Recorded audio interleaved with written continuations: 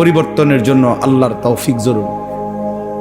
কারো ব্যক্তিগত যোগ্যতায়, কারো যোগ্যতায়, তিনি নবী হোক কিংবা আউলিয়া হোক, সবচেয়ে বড় ইবাদত গুজার বান্দা হোক, কারো ব্যক্তিগত যোগ্যতায় কেউ হেদায়েত পায় না।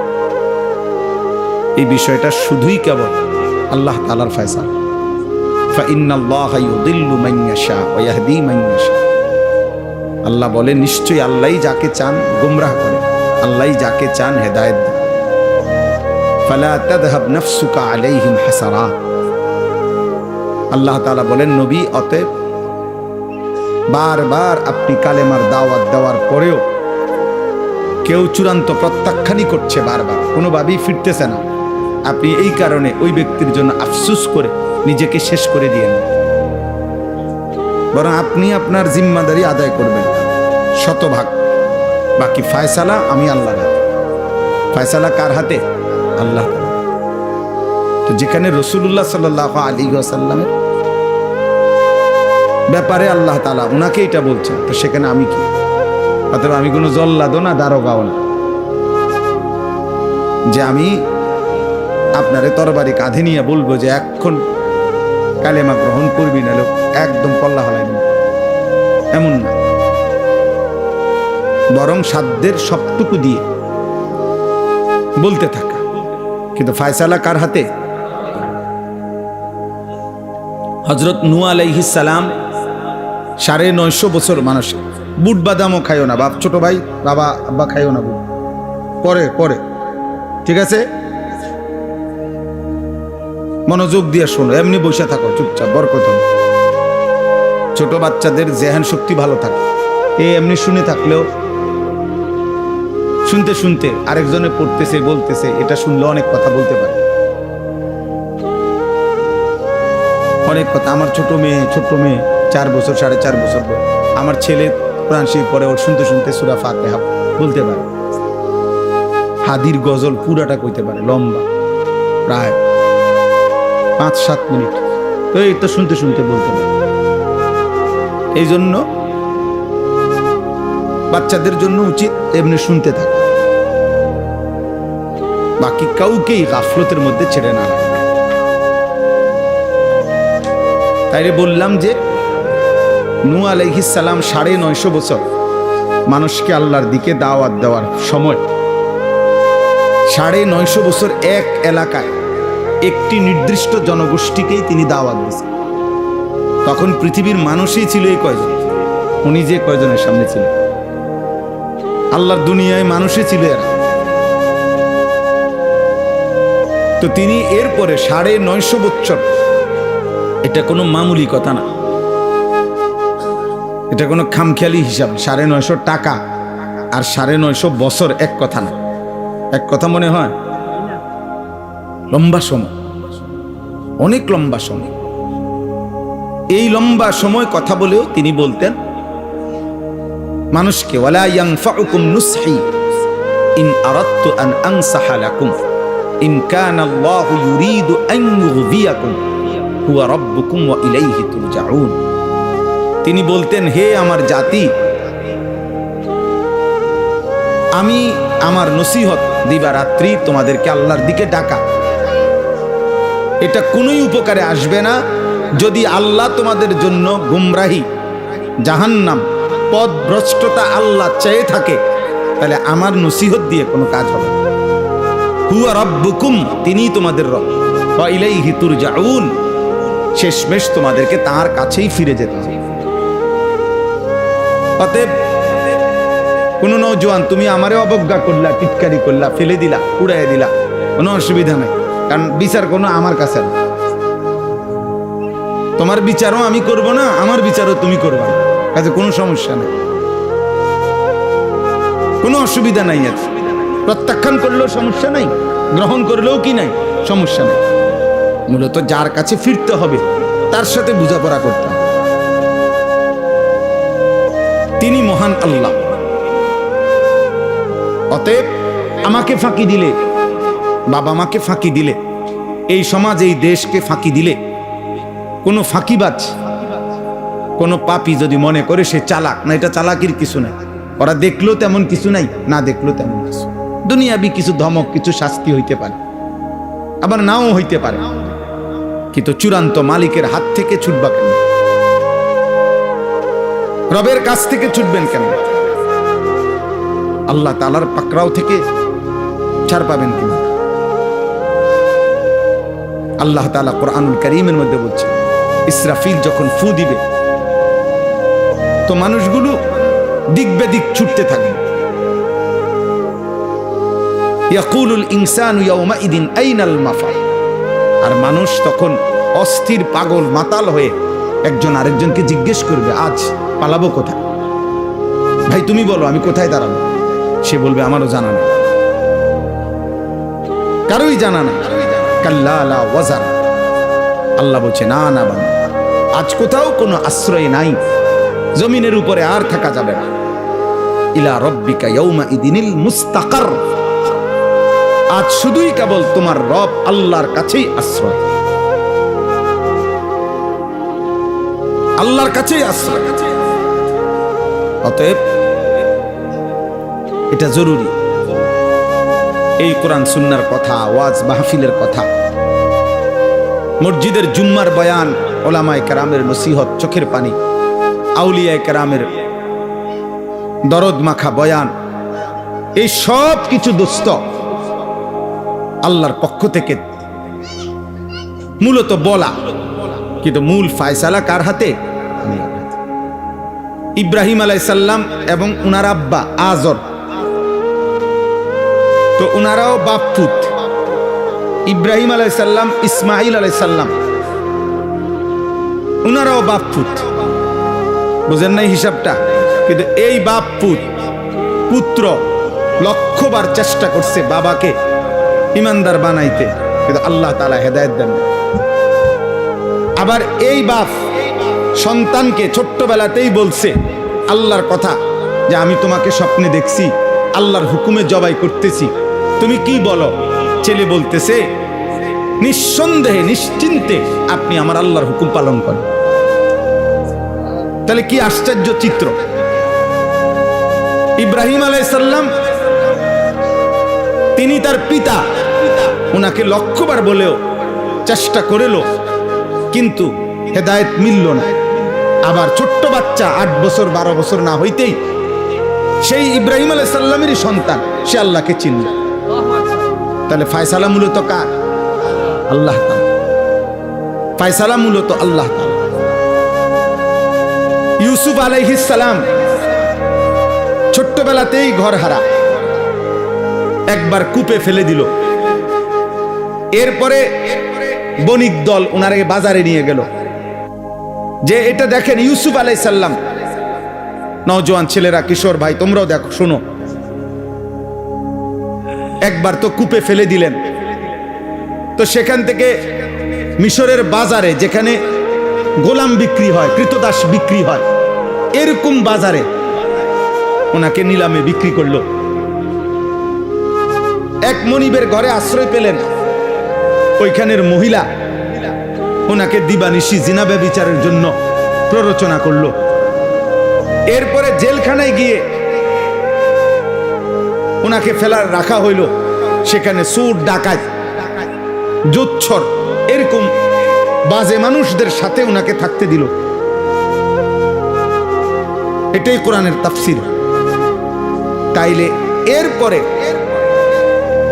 এই পরিবেশে, সেই ছোট্টবেলায় ঘর হারা মিশরে, অথচ ওনার বাবা নাই, মা নাই, আত্মীয় নাই, স্বজন নাই। যেই বাড়িতে উনি বড় হইছেন, ওরা কুফর, ওরা মূর্তি পূজক। জুলাইখার স্বামী, এরা তো সবাই মূর্তি পূজক। তাহলে এর ভিতর দিয়ে ইউসুফকে আল্লাহ চিনাইল কে? ইউসুফকে তার আখলাক, চরিত্রের হেফাজত, জিনা করা যাবে না, বেবিচার করা যাবে না, এমন উত্তম আখলাক সাজায়া দিল কে? নিশ্চিত তিনি শুধুই আল্লাহ। কে? আল্লাহ। মুসা আলাইহিস সালাম জন্মের পরেই উনার মা বাক্সবন্দি করে ওনাকে আল্লাহর হুকুমে নদীতে ফেলে দিল। সবচেয়ে বড় নিকৃষ্ট কাফের ফেরাউনের বাড়িতে লালিত পালিত হইল। অথচ সেই তিনি যখন ফেরাউনের এলাকা থেকে চলে গেলেন ভিন্ন অঞ্চলে মাদায়েন, তখন আল্লাহর কাছে দোয়া করলেন, আল্লাহ রব্বি ইন্নী লিমা আনজালতা ইলাইয়া মিন খাইরিন ফাকির। আল্লাহ, আমি এক অসহায়, ভিন দেশে আসছি, আমার এখানে কেউ নাই, আপনি আমার কাছে যা দিবেন এই মুহূর্তে আমার খাদ্য, আশ্রয় সবটার প্রতি আমি বড় ফকির, আমি বড় অভাবী, আমি আপনার দিকে মুখাপেক্ষী। তাহলে এই ছোট্ট জন্মের পর থেকে যে ফেরাউনের ঘরে লালিত পালিত হলো, অথচ তিনি আল্লাহ চিনলেন কেমনে? আল্লাহর কাছেই চাইতে হয়, এটা বুঝলেন কেমনে? ওনারে কে শিখাইলো, কে বুঝাইলো? এটা করলো কে? শুধুই আল্লাহ, আল্লাহর ফয়সালা। নূহ আলাইহিস সালাম নবী ছিলেন, অথচ ওনার স্ত্রী শেষ মুহূর্ত পর্যন্ত কাফের ছিল। কার ফয়সালা? লূত আলাইহিস সালাম নবী ছিলেন, অথচ শেষ মুহূর্ত পর্যন্ত ওনার স্ত্রী আযাবের মুহূর্তেও কাফের ছিল। নূহ আলাইহিস সালাম নবী ছিলেন, শেষ মুহূর্ত পর্যন্ত ওনার ছেলে কেনান, একটা ছেলে, সে মৃত্যুবরণ করেছে পানিতে ডুবে কুফরি অবস্থায়। তাহলে নবীর সন্তান হওয়ার পরেও হেদায়েত মিলল না। কার ফয়সালা? আল্লাহর ফয়সালা।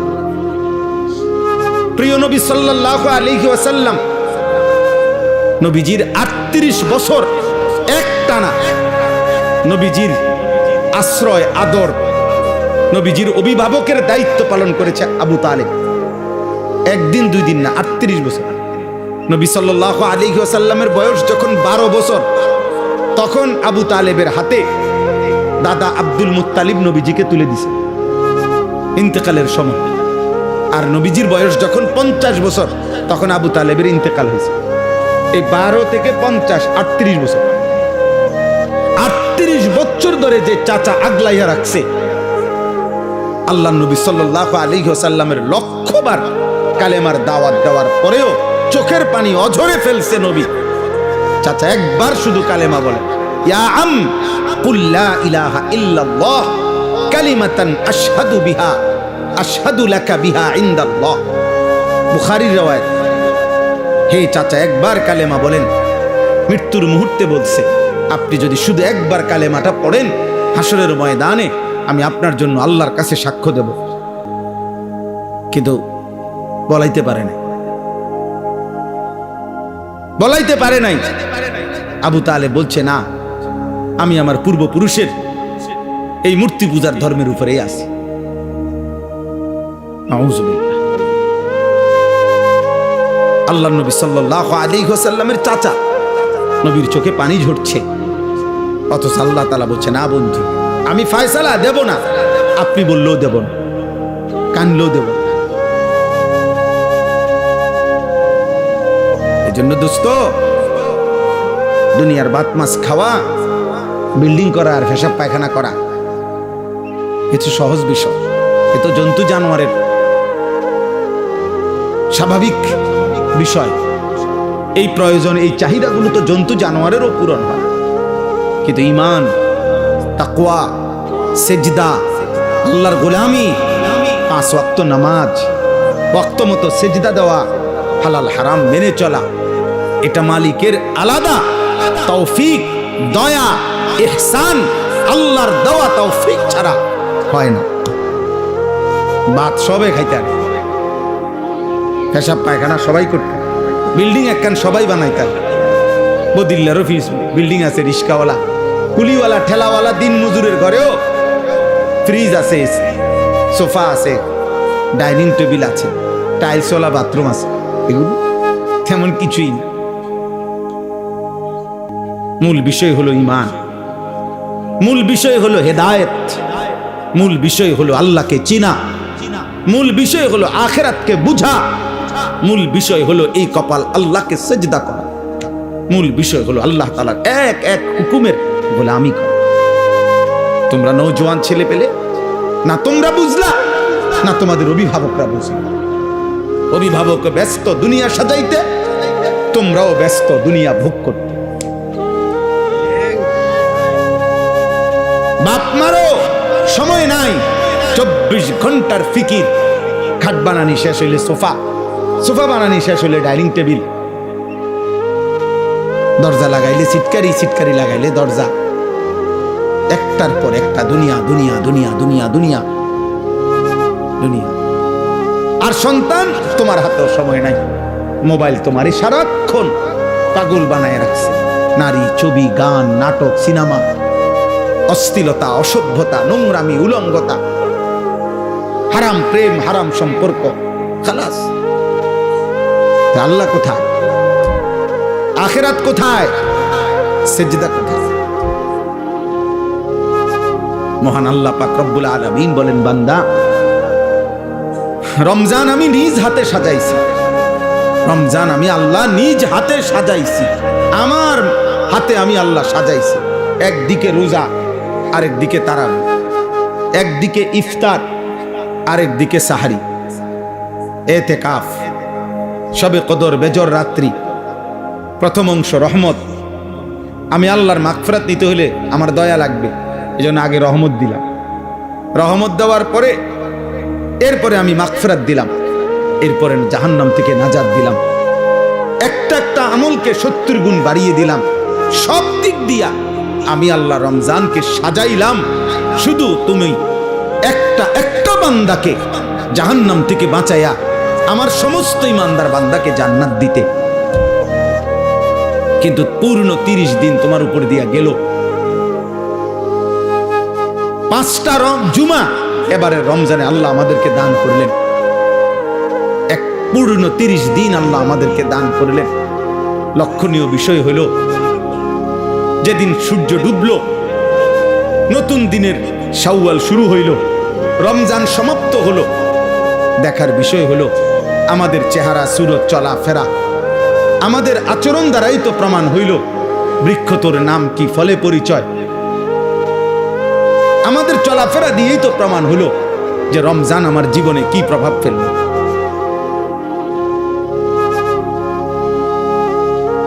তাহলে সেদিন শুক্রবার সন্ধ্যা থেকে নিয়ে আজকের সোমবার এশা পর্যন্ত 5 ওয়াক্ত নামাজ যার কপালে জুটল না, এই নাফরমান 30 দিনের রমজান তার উপরে কি আসর করল?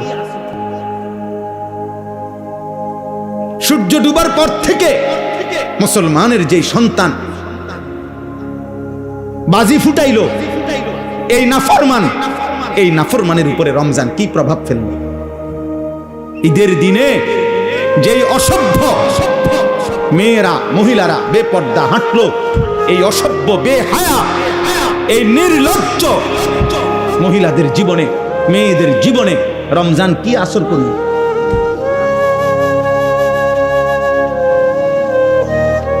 দিনের হাই অ্যান্টিবায়োটিক রমজান আল্লাহ তাআলা দিছিলেন। একদিনও, এত বড় মাসের একদিনও কোনো প্রভাব থাকবে না। আগের মতো বিড়ি, আগের মতো সিগারেট যার জীবনে চাচা, আগের মতো চা দোকান, আগের মতো গালি, আগের মতো নাটক, সিনেমা, নর্তকী দেখা, আপনার উপর দিয়ে যে একটা রমজান পার হইল, এটা আপনার উপরে কি প্রভাব ফেলল? আপনি দিয়ে আগের মতো বিড়িয়ে খান, আপনি দিয়ে আগের মতো নর্তকী দেখেন, আপনি দিয়ে এখনো গালিয়ে দেন। ছি ছি ছি, হায় হায়, আফসোস। প্রত্যেকেই যার যার জায়গায় ভাবেন, আমিও ভাবি, আপনিও ভাবি। রমজান পরবর্তী আমি একদিন ঈদের পর দিন, এই বছর না, আরো 1-2 বছর আগে, ঈদের পর দিন আমি কুমিল্লা কান্দিরপার, এক জোড়া জুতা খুব দরকার আমার, এই জন্য জুতা ভাবছি আর কি, যে আজকে যেহেতু ঈদের পর দিনই দেখি কোনো দোকানপাট যদি খালি টালি পাই, অবসর খোলা পাই, এক জোড়া জুতা কিনব, আমার দরকার ছিল। গেছি আমি, তো একটা দোকান খোলা পাইছি, তো দেখলাম যে উনি দোকানে আসে। আমি বললাম, ভাই আপনি আজকে ঈদের পর দিন দোকান খোলা রাখছেন? বলল যে হুজুর জুতা বেচার জন্য খুলি নাই, এই শেষের দিয়ে এই টাইমটা 10 দিন 15 দিন শুধু বেচা গেছি, কি বেচলাম কদ্দুর বেচলাম, মাল আছে কি আছে না আছে এগুলো কিন্তু হিসাব মিলাই গেছে। মানে আমার পুঁজি খাটাইলাম কত, মাল বেচা হইলো কত, এগুলোর বইয়া বইয়া মূলত কি মিলাইতেছি, এই জন্য দোকান খুলছি, না তো মূলত কি নাই, বেচার কোনো কি ছিল না, উদ্দেশ্যে খুলি না। তাহলে এক কাস্টমার আর এক দোকানদারও নিশ্চিত রমজান শেষে এই 2-1 দিনের মধ্যে সে নিশ্চয়ই হিসাব মিলাইছে যে তার এই 1 মাসে বেচা কিনা কেমন হয়েছে, মিলায় নাই? তাহলে আমরাও মিলাম।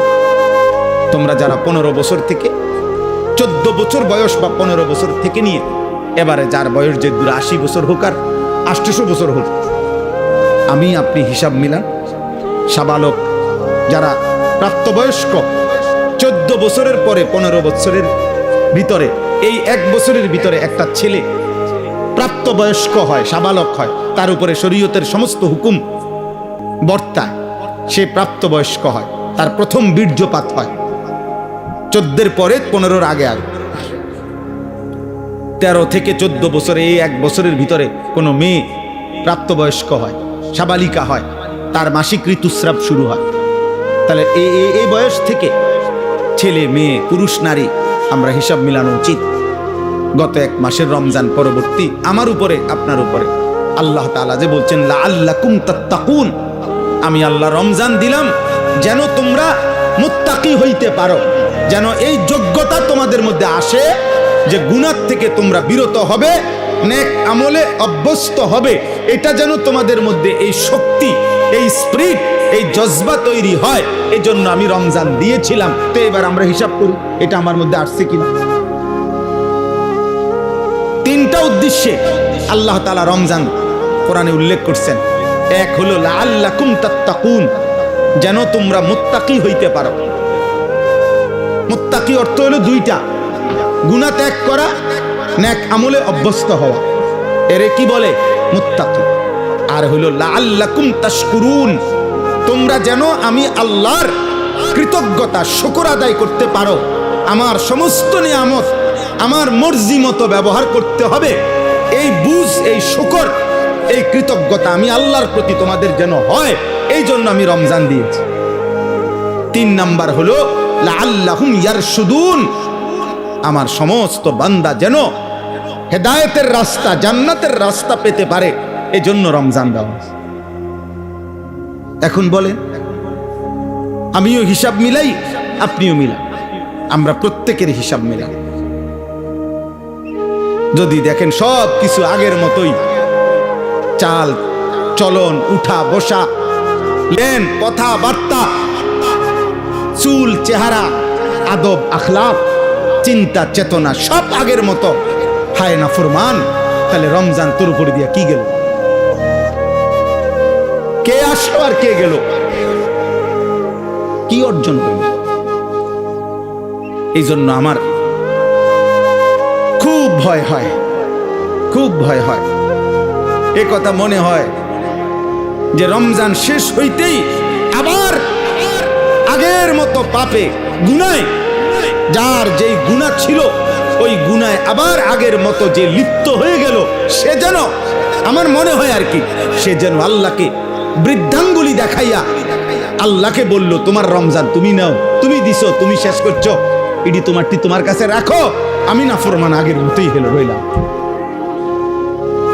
সে যেন আল্লাহর কাছে বলতেছে দাও, তোমার কাছে আযাব থাকলে দাও, কি করবা করতে আরো করো, আমি আমি মিথ্যাই বলবো, আমি নাচ গান, জিনা, ব্যভিচার, মদ, জুয়া, সুদ, কিস্তি, হারাম, আমি এর মধ্যেই থাকবো, আমি বেপরদাই চলবো। আহা, আল্লাহ তাআলা আমাদেরকে বুঝ দান করেন। চলেন এবারে এই আয়াতগুলো শুনেন। এই আয়াতগুলোর বক্তব্য আমাদের এই আচরণের কিছুটা কাছাকাছি, এই জন্য এই আয়াতগুলো পড়ছি। 29 নম্বর পারা, 70 নম্বর সূরা, সূরায়ে মাআরিজ এই সূরাটার নাম। এই সূরার ছোট্ট ছোট্ট আয়াত, 18 আয়াত আমি এই শুরুতে তেলাওয়াত করছি, 18টা আয়াত একটানা পড়ে গেছি। এই 18টা আয়াতের তর্জমা একদম সংক্ষেপে আপনাদের কাছে পেশ করলেই আমার কথা শেষ। আল্লাহ তাআলা আমাদেরকে তৌফিক দান করেন, আমিন। আমার শ্রদ্ধেয় হযরত মাওলানা মাহমুদুল হাসান সাহেব, উনি আমাকে অনুরোধ করছেন, আর ব্যক্তিগতভাবে আমি আপনাদের এই গ্রাম চিনি, আলহামদুলিল্লাহ অনেক বুজুর্গ আলেম এই গ্রামে ছিলেন, এখনো আছেন। এছাড়াও আমার যতটুকু মনে পড়ে, আমি আগেও কোনো বছর হয়তো এখানে আসছি, যেখানেই হোক, যে পাড়ায় হোক। তো এই জন্য আমি আপনাদের কাছে এইটুকু অল্প একটু সময়, আপনারা সবাই ছেলেরা বাবারা, আবারও বলছি মনোযোগ দিয়া কোরআনুল কারীমের এই আয়াতগুলোর তর্জমা আপনারা শুনেন। আল্লাহ তাআলা আমাদেরকে বুঝ দান করেন। রাসূলুল্লাহ সাল্লাল্লাহু আলাইহি ওয়াসাল্লাম মক্কার জমিনে যখন মানুষদেরকে কালেমার দাওয়াত দিতেন, তাকায় না পিছনে, এদিক সেদিক তাকাবেন, তাকাইলে মনোযোগ নষ্ট হয়ে যায়। আমি এই জন্য শক্ত করে বললাম আর কি, মোবাইল টিপলে, মোবাইল নিয়ে ব্যস্ত হইলে, বুট বাদাম খাইলে, আরবি ভাষার একটা গুরুত্বপূর্ণ মূলনীতি আছে, নতিজা আরজালের তাবে হয়, ফলাফল নিকৃষ্টতার অনুগামী হয়। এটা একটা মানে মূলনীতি, মানে হইল কি, মন্দ এবং ভালো দুই জিনিস মিশ্রিত হইলে ফলাফল মন্দটার আলোকে আসে।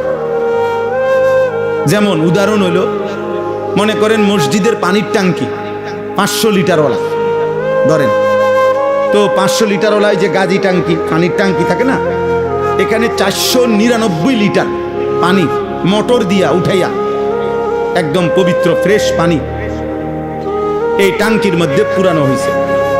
আর 1 লিটার অথবা হাফ লিটার 500 গ্রাম পেশাব এটার সাথে মিশানো হয়েছে।